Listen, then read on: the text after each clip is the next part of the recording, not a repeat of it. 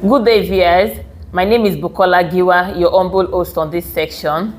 We are here live in Duke TV in the center of Lagos, Nigeria. I have my humble CEO here, Honorable Olabode Gabadin, the Duke of Lagos. Thank you very Welcome much. on board, sir. Thank you. We started a section on escaping depression through stress management. We discussed the meaning of stress, the likely causes. We made an example of 3 causes, whereby we talked about divorce, loss of a loved one, and what did we talk about, sir? Disability. Disability. So now, sir, can you go on with the section today? Okay, thank you very much. My pleasure to be here with the continuation of our topic, escaping depression through stress management. And you recall that we cited some samples of likely causes of stress after defining what stress itself is, how stress can be useful, and at what point it's no longer helpful. So then we now jump to likely causes. But before I reconnect with causes today, let me also quickly mention about classes of stress. We have 3 major types of stress. And the first one is internal stress. Okay. Any form of stress that generates from the inside, from your feelings, from your emotion, from your situations, be it your house rent, be it your children's school fees, be it all manners of pressure, that, responsibilities, that is giving you, hiccups or headaches inside you, not making you happy, is what we classify as internal stress. Okay. And that one is environmental stress. Environmental stress is any form of stress created by the activities of people around you. And like we jokingly make an example, that if you are familiar with this church, Mountain of Fire, okay, those ones that used to Holy Ghost fire. If you have lived in the same area with them, you understand what we're talking about, environmental stress. Ditto for refuse bin, around you, where things are being burnt and the smoke keeps disturbing, or your neighbors making noise, or all manners of misbehaviors in the area, including fight and violence. Those ones constitute environmental stress. And the other one is another one is fatigue, overwork, stress that generates from overusing yourself. Only you want to attend the meeting in Victoria Island. Same day you want to attend the meeting at Abulegba. Same you want to go to First Target. And experience has shown that nobody can please the world. Yeah. Only do the little you can do, and then allow the rest to lie. But you want to be there, you are overworking yourself, and it will cause you stress. If anything happens to you on your own, life will what? Continue. So overwork, or at the place of work, you are the one, acquiring all the jobs. You want to do the job of a clerk, as well as the executive, as well as the messenger. Like a 4-man thing. Like a 4-man thing, thank you, Bukola. So it won't just work. You must schedule yourself. You must schedule yourself and give meaning or definition to what you do. So this and the rest. Another one is survival stress. Stress, that has to do with the sample we made the other time. Yeah. Stress coming from emergencies. So you have this survival stress, whereby we spoke about stress hormone injecting extra blood into you, giving you extra energy to enable you respond to emergencies. So we'll continue with the likely causes of stress. Yes, because sir. In trying to manage anything, it's good to identify the causes so that one can, if it is possible, to do away or run away from them.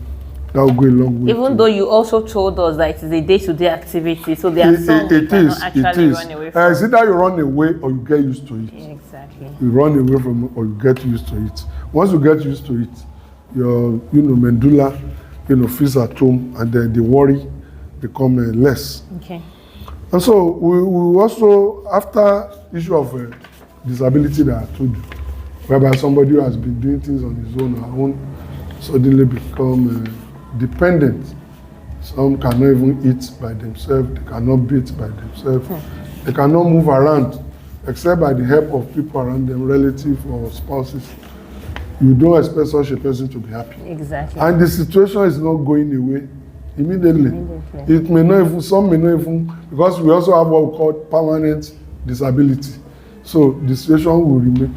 At the moment he sees or she sees you, able people doing things, and he is not able to, it's just natural. That person would not be happy. And so when you have such cumulative of sadness, you can imagine the extent of damage to do to your psyche. So we also have here issue of incarceration, imprisonment. For one misconduct or misdemeanor or the other, somebody finds himself in prison. They are no longer free. Cannot move around. Like before. Cannot go to parties. Cannot go to social events. You cannot socialize. You are no longer free. Cannot see your friends. And then where you are is not even comparable to your home.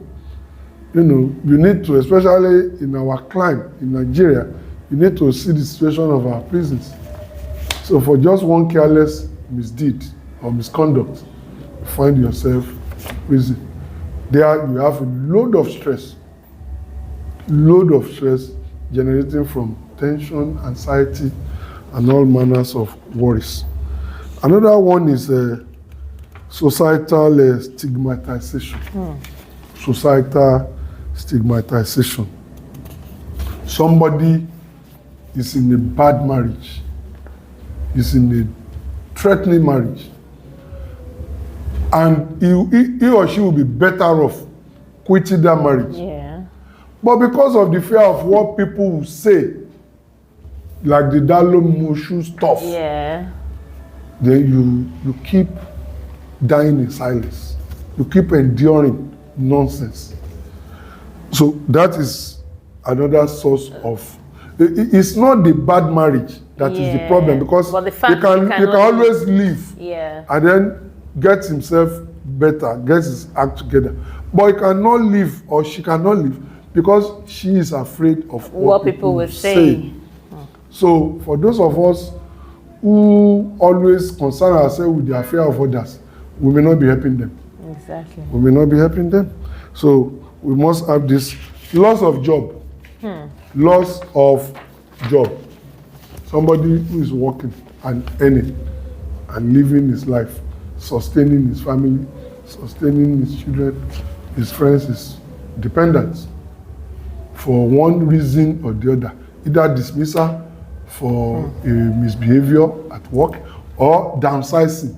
You know, some people lose their job not because they commit any offense. Yeah, exactly. But the business is not going like before. Yeah. They want to scale down the number of workers, and he is unfortunately affected. So that person will not be happy. And because he's not gotten another job anytime soon, the sadness will leave or linger. Most of their bills. Yes. Betrayal is another one. Okay. Because some of us will just hear the word betrayal, that somebody betrays another. We never bother to look at the impact inside the person that was betrayed. And betrayal don't ever come from enemy. Yeah. It doesn't come from a distant person.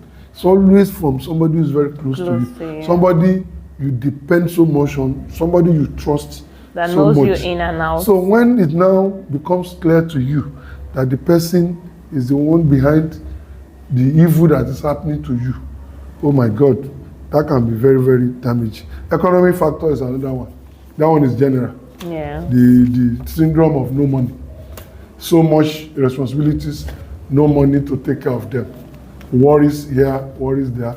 House rent, children's school fees, feeding, clothing, measuring up with your peers. You know, all this will not help anybody. I think a better example of the economic factor can also be this hike in fuel affecting every other thing. Yeah, everybody is stressed already. The subsidy removal and all that. Of course, you know, there are some things you don't need to stress them. They speak for themselves. Exactly. So we're talking of stress And the current situation is not mentioned. Of course, what else are we going to mention? So it's very much there. There are additional courses that are not direct like that. And some of these apply to corporate organizations. Okay. When an organization is not doing well, the revenue is not coming. And where it's coming, there are leakages.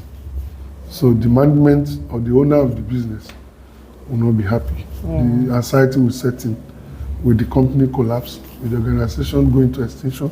And so all this manner of worries will set in. Then we also have pressure from people. People coming to you for help, believing that you are better than them. Fine. But by the time you calculate the number of people coming and the size of their demand put together, it has... So your size of income. It has paled you into its significance. And in some cases, you don't want to say no. Yeah.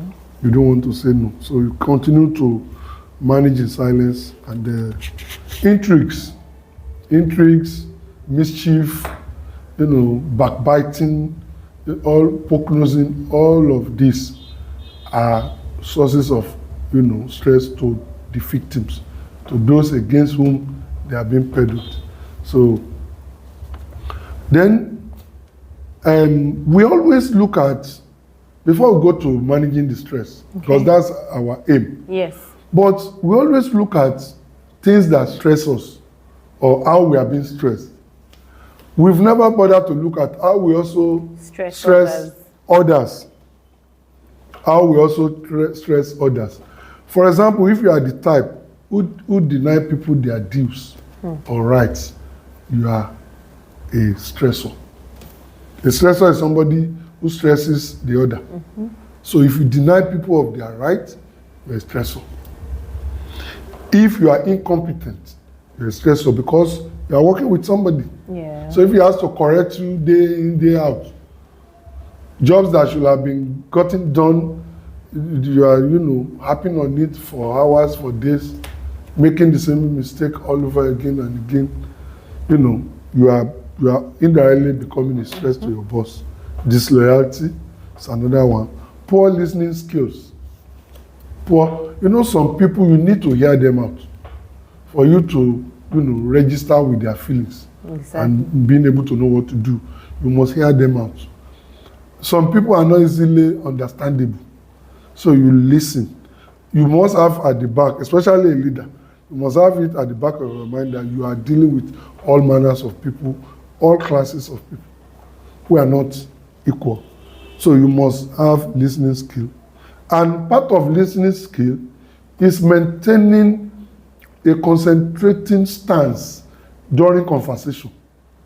For example, somebody is talking with you, you are fiddling with biro, you are fiddling with your phone, you are looking elsewhere, no eye contact, that person will be frustrated. Yes, and the person will even lose track, he will not know what to say again, and he will not be able to achieve his aim, and he will leave a more having an opinion that you're not even, listening can also cause the stress. It is, yeah. Exactly.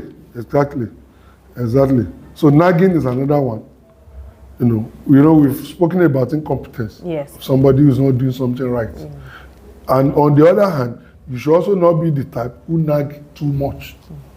You are killing the possible competence of the other person. Exactly.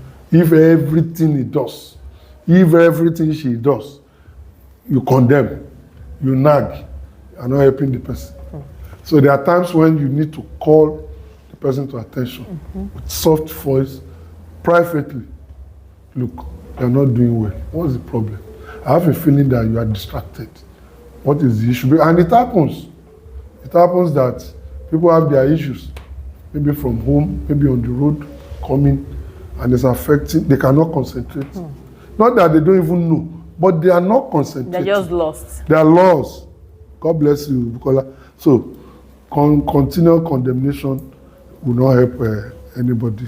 It's a way of stressing people. So, before I go to where I'm going, managing stress, we want to look at ways. What are the media or channels of managing stress? You have to establish these 3 channels. First and foremost, your approach to managing stress. The first one is your thought. What is the quality of your thought?